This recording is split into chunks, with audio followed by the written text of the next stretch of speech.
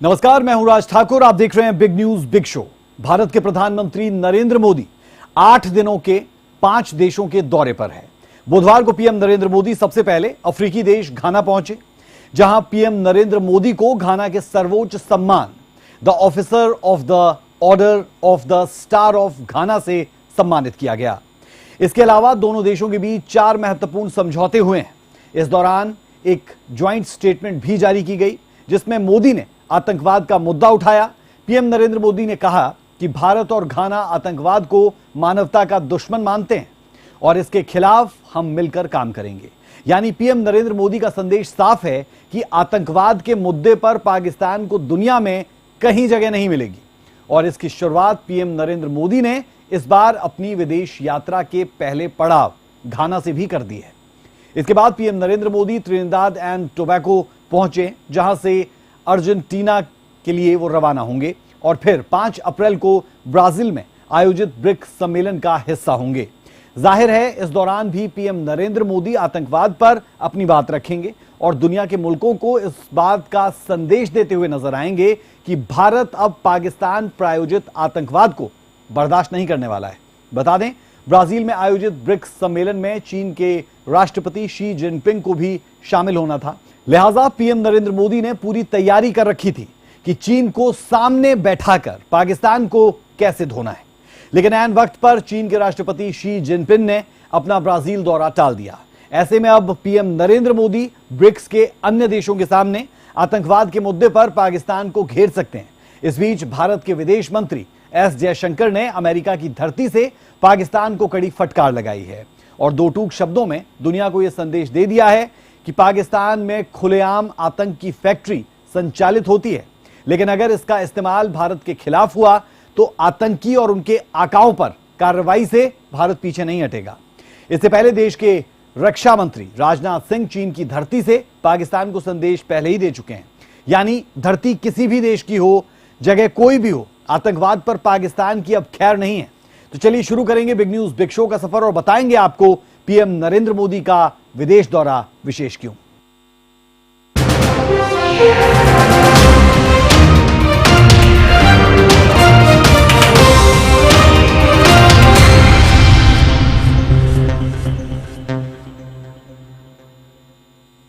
Big news में सबसे पहले बात प्रधानमंत्री नरेंद्र मोदी के घाना दौरे की करते हैं, जहां उन्होंने आतंकवाद पर जमकर प्रहार किया और दुनिया को संदेश दिया कि पाकिस्तान प्रायोजित आतंकवाद पूरी मानवता के लिए खतरा है और अब इसमें भारत को घाना का भी साथ मिल चुका है। यह रिपोर्ट जरा देखें।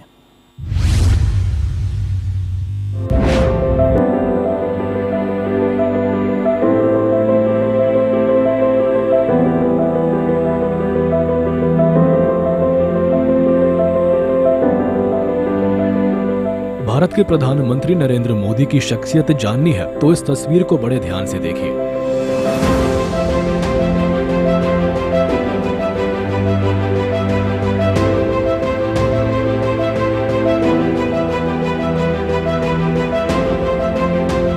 बुधवार को घाना पहुंचे पीएम मोदी का कुछ इस अंदाज में स्वागत हुआ कि दुनिया टकटकी लगाए देखती रह गई।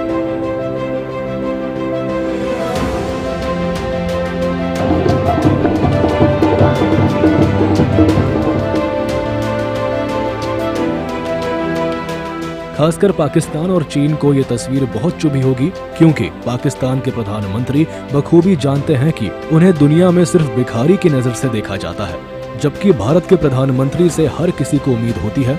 उम्मीद ट्रेड और व्यापार का, उम्मीद सुरक्षा और शांति का, उम्मीद तरक्की और प्रगति का, उम्मीद आवाम की बेहतरी का। और यही वजह है कि जब पीएम मोदी दुनिया के किसी भी मुल्क में जाते हैं तो वहां के राष्ट्राध्यक्ष बाहें फैलाकर स्वागत करते दिखते हैं। घाना पहुंचने पर पीएम मोदी का भव्य स्वागत हुआ।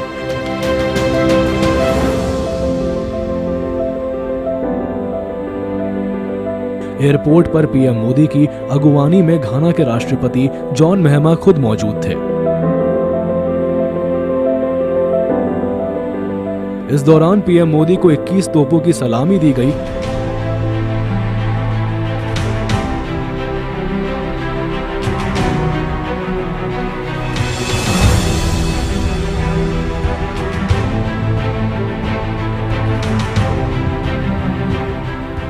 इसके बाद पीएम मोदी सीधे होटल पहुंचे और फिर घाना के राष्ट्रपति के साथ अकारा के जुबली हाउस में द्विपक्षीय वार्ता की। इस दौरान दोनों देशों के बीच 4 अहम समझौते पर हस्ताक्षर हुए, जिसे लेकर एक जॉइंट स्टेटमेंट भी जारी किया गया।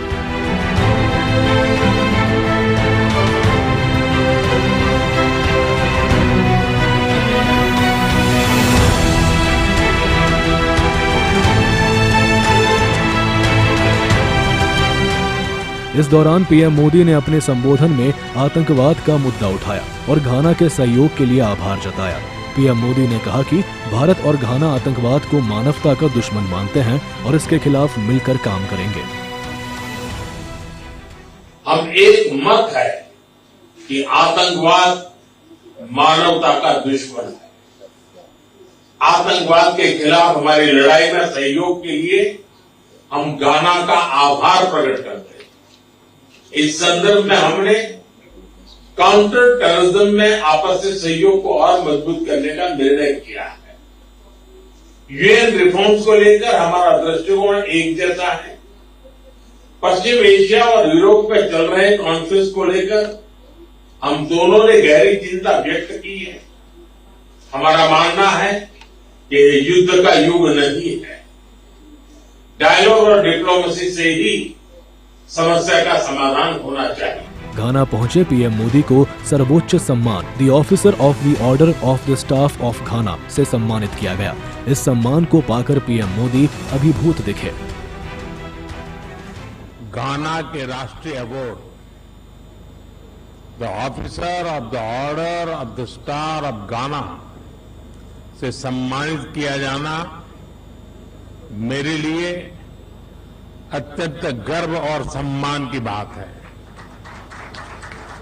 मैं राष्ट्रपति महामाजी, घाना सरकार और घाना के लोगों का हृदय से आभार प्रकट करता हूं। मैं इस सम्मान को 140 करोड़ भारतीयों की ओर से विनम्रता के साथ स्वीकार करता हूं। यह सम्मान मैं हमारे युवाओं की आकांक्षाओं को, उनके उज्जवल भविष्य को, हमारी समृद्ध सांस्कृतिक विविधता और परंपराओं को और भारत घाना के ऐतिहासिक संबंधों को समर्पित करता हूं। बता दें कि 30 साल बाद भारत का कोई प्रधानमंत्री घाना पहुंचा था, जिससे भारतीय समुदाय में बेहद खुशी देखी गई और हर किसी ने पीएम मोदी का दिल खोलकर स्वागत किया।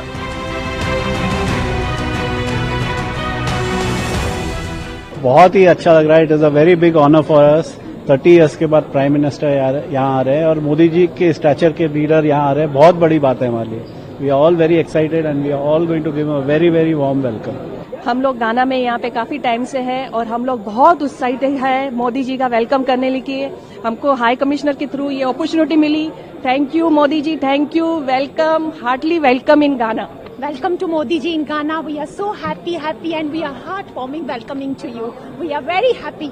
मोदी मोदी मोदी जी का स्वागत है, स्वागत है। 11 साल से वेट कर रहे हैं। मोदी जी अपॉइंट है तब से हमारे प्रधानमंत्री के कब यहाँ आएंगे। 11 साल के बाद आ रहे, हमारे लिए हमारा भाग धन्य हो जाएगा। अब मानने पड़ेगा कि इंडिया का सही मायने में यहाँ पे जोर से पैर जम गया है घाना में। अक्वाबा मोदी जी, आपका हम बेसब्री से इंतजार कर रहे हैं, तो प्लीज आइए। मेरी लाइफ का ये 2nd टाइम होगा जब मैं आपसे फेस टू फेस मिलूंगी। सो प्लीज आप आइए, बहुत देर से हम लोग वेट कर रहे हैं। अब आप जाओ। Welcome welcome in Ghana. PM Modi Ghana दौरा खत्म कर अब त्रिनिदाद एंड टोबैगो पहुंच चुके हैं, लेकिन संदेश साफ है कि भारत आतंकवाद के मुद्दे पर पाकिस्तान को घेरने में कोई कसर नहीं छोड़ी जाएगी, जिसकी शुरुआत पीएम मोदी ने घाना से कर दी है। Bureau report.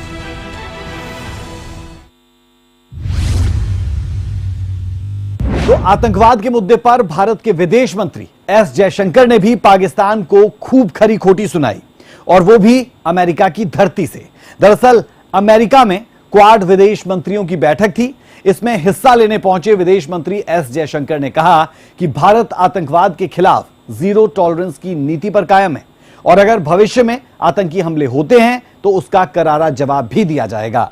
विदेश मंत्री एस जयशंकर ने जोर देकर कहा कि आतंकवादी गुट और उनके सपोर्टर्स इसे अच्छे से समझ लें।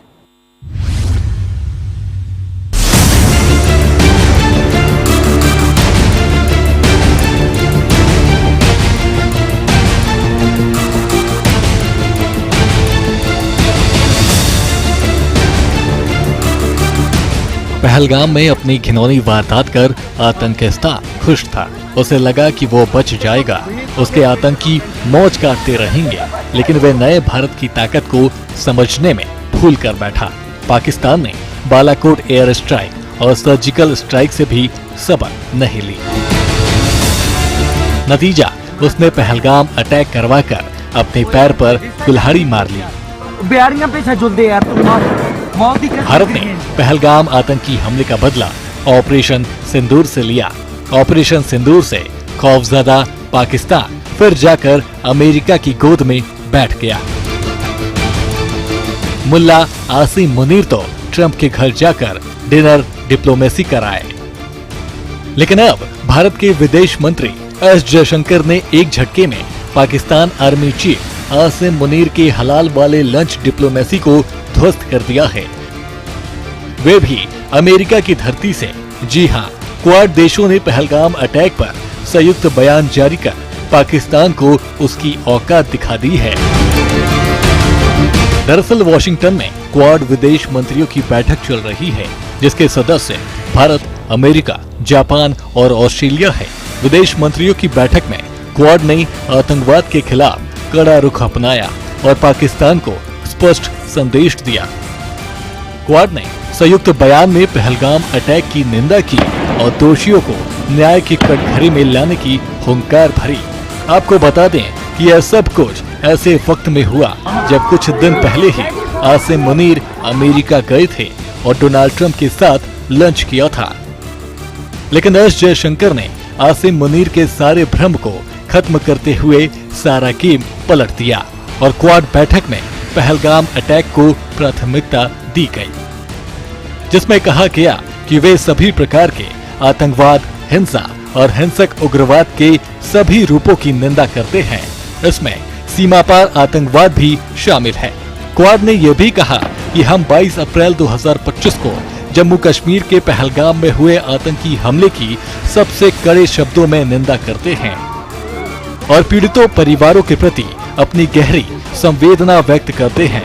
साथ ही हम सब इस निंदनीय आतंकी कृत्य के अपराधियों, आयोजकों और वित्त पोषकों के बिना किसी देरी के न्याय की कटघरे में लाने की मांग करते हैं और सभी संयुक्त राष्ट्र सदस्य देशों से आग्रह करते हैं कि वे अंतर्राष्ट्रीय कानून और संबंधित संयुक्त राष्ट्र सुरक्षा परिषद प्रस्तावों के तहत अपनी जिम्मेदारियों के अनुसार इस संबंध में सभी प्रासंगिक अधिकारियों के साथ सक्रिय रूप से सहयोग करें। वहीं ऑपरेशन सिंदूर के दौरान भारत पाकिस्तान के बीच सीज फायर पर अमेरिकी राष्ट्रपति डोनाल्ड ट्रंप के दावे को भी विदेश मंत्री एस जयशंकर ने खारिज कर दिया और कहा कि हमें पता है कि क्या हुआ था, अब उसे वही छोड़ देते हैं।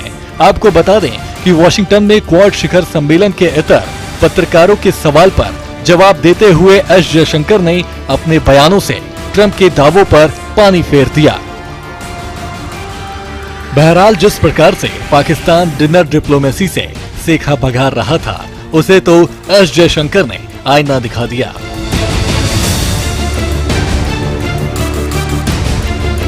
और साथ ही आतंकिस्तान को कड़ी चेतावनी भी दे डाली।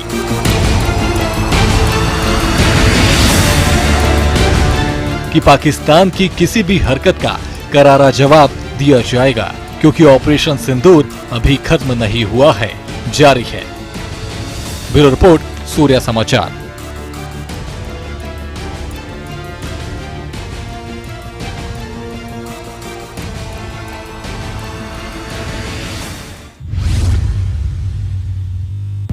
और चलिए अब बात उस चालबाज चीन की करेंगे जो हर मौके पर पाकिस्तान को बचाने की कोशिश तो करता है, लेकिन भारत की रणनीति के आगे चीन की चाल धरी रह जाती है। अभी हाल ही में चीन ने एससीओ यानी शंघाई सहयोग संगठन की बैठक आयोजित की, जिसमें राजनाथ सिंह ने पहलगाम हमले का जिक्र किया और चीन के सामने पाकिस्तान की पोल खोल दी।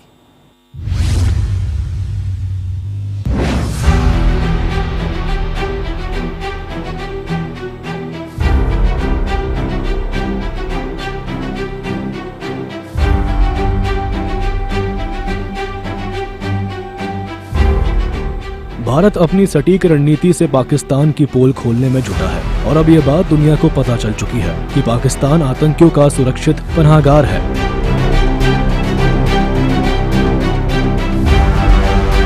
अभी हाल ही में चीन में एससीओ यानी शंघाई सहयोग संगठन की बैठक आयोजित हुई थी, जिसमें भारत के रक्षा मंत्री राजनाथ सिंह ने पाकिस्तान की पोल खोलते दुनिया को बताया कि पहलगाम हमले के पीछे पाकिस्तान का हाथ था।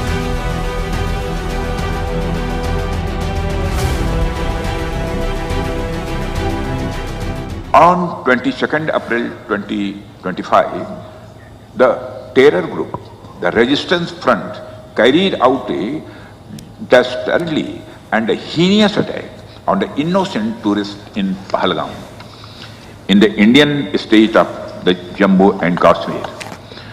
26 innocent civilians, including a Nepali national, were killed. Victims were shot after they were profiled based on the religious identity. The Resistance Front, which is a proxy of UN-designated terror group Lashkar-e-Toiba, claimed responsibility for the attack. The pattern of the Pahalgam terror attack matches with LET's previous terror attacks in India.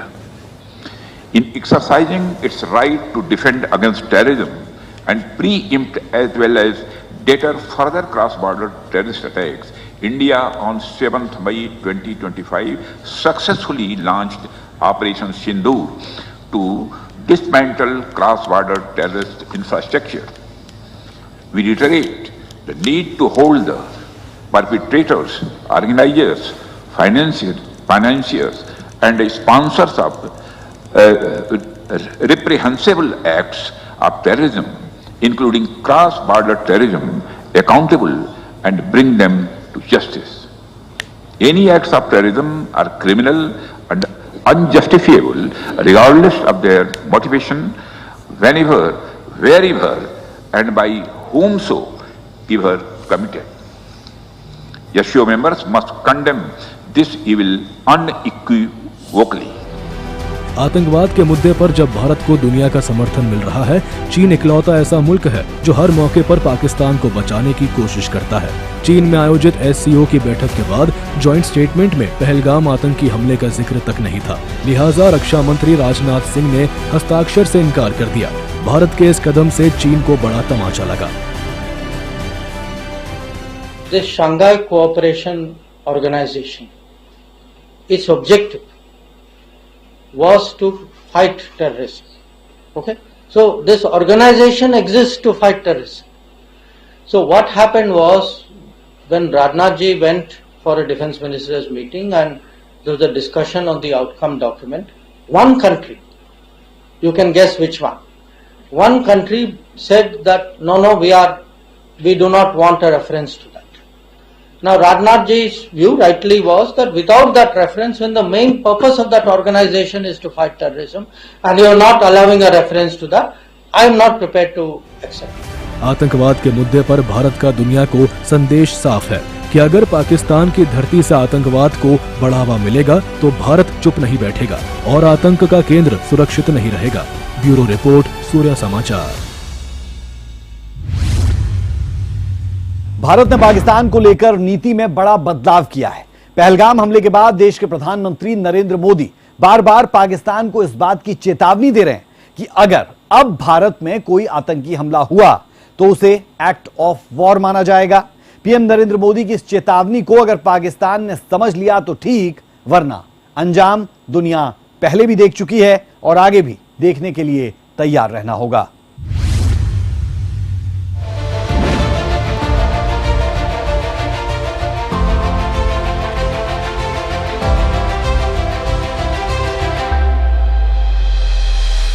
Pahalgam हमले के बाद भारत के कड़े तेवर बता रहे हैं कि अगर पाकिस्तान ने आतंकियों को पालना पोसना बंद नहीं किया तो अंजाम कल्पना से कहीं बड़ा होगा।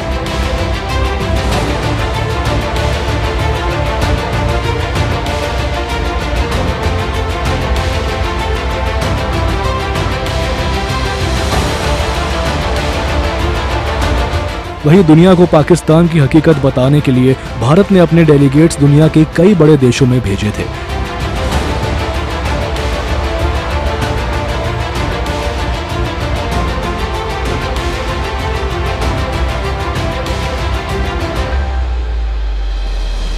जिन्होंने भारत का पक्ष मजबूती से रखा था और दुनिया को यह बताया था कि कैसे पाकिस्तान आतंकवाद की जननी है।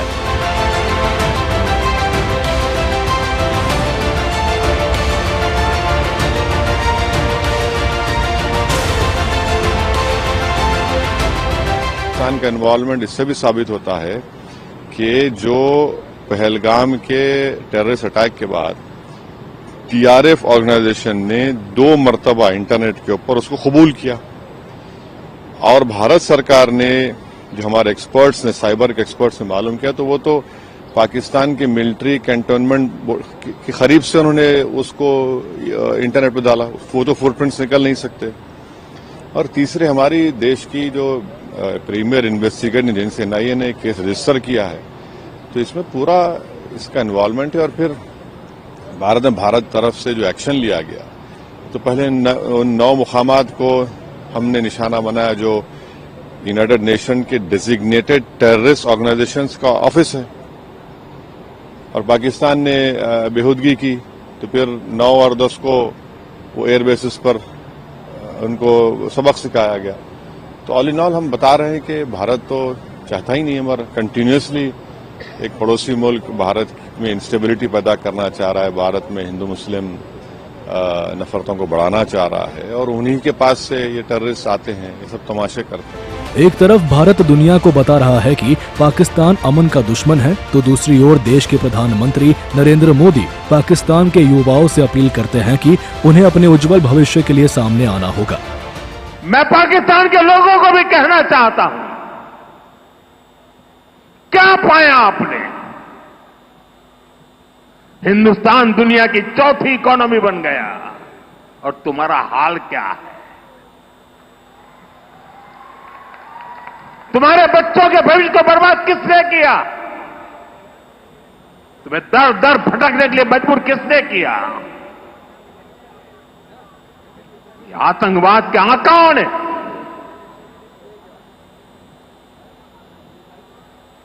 वहां की सेना का अपना एजेंडा,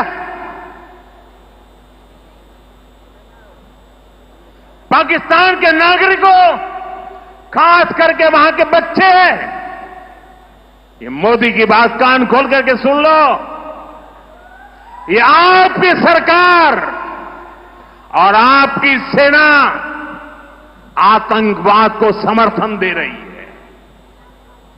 आतंकवाद पाकिस्तान की सेना और सरकार के लिए पैसा कमाने का जरिया बन गया है।